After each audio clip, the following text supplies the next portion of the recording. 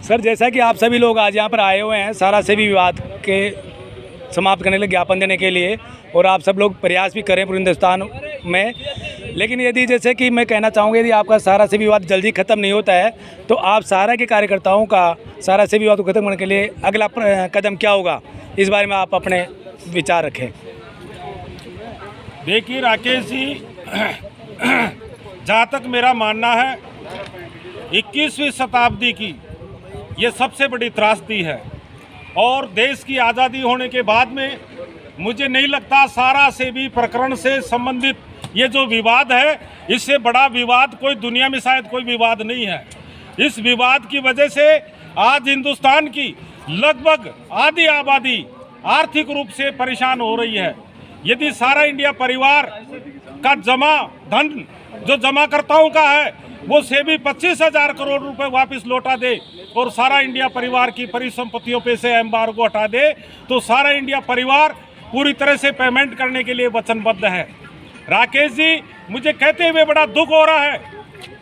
कि लगातार ये राष्ट्रव्यापी समस्या से देश त्रस्त है, और लगभग 10-12 साल से न्यायालय, सुप्रीम कोर्ट जो भारत का सबसे बड़ा न्यायालय है, मुझे कहते हुए शर्म आ रही है कि वो न्यायालय है जहां में कोई न्याय प्राप्त नहीं हुआ है, जहां तारीख पे तारीख दी जा रही है। ये इतनी बड़ी समस्या है, यदि इसका समाधान हो जाए तो आज देश की अर्थव्यवस्था सुधर सकती है, देश में जो आर्थिक मंदी का दौर आ रहा है वो दूर हो सकता है। मैं आपको बताना चाहता हूं कि हमने शांतिपूर्वक तरीके से विगत 2 वर्षों के अंदर देश के समस्त विधायक, देश के समस्त सांसद, प्रधानमंत्री, राष्ट्रपति, मुख्यमंत्री, जिला कलेक्टर महोदय, सबको हम ज्ञापन दे चुके हैं, लेकिन अभी तक हमें और देश की जनता को, देश के सम्मानित जमाकर्ताओं को और इसके 14 लाख कार्यकर्ताओं के रोजगार के लिए अभी कोई समाधान दिख नहीं रहा है। मैं आपको बताना चाहता हूं कि यदि ज़्यादा से ज़्यादा 1 या 2 महीने में इस समस्या का समाधान नहीं किया जाएगा तो देश के 12 करोड़ जमाकर्ता,